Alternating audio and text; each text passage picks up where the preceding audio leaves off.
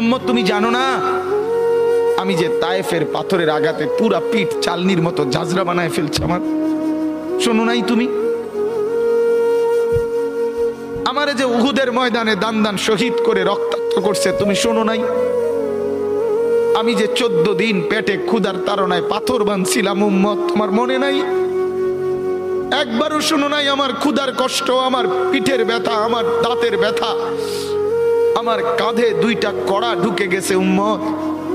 আমার ঘরে 3 মাস আল্লাহর নবীর স্ত্রী আয়েশা বলছে, আল্লাহর কসম উম্মত, নবীর স্ত্রী বলছে 3 মাস 3টা চাঁদ উঠছে ডুবছে, রাইনা হেলালান সুম্মা হেলালান সুম্মা হেলালান, 3 চাঁদ 3 মাসে নবীর 9 জন বিবির কারো ঘরে আম্মা জান আয়েশা বলে 1 ফোঁটা চুলায় আগুন জ্বলে নাই।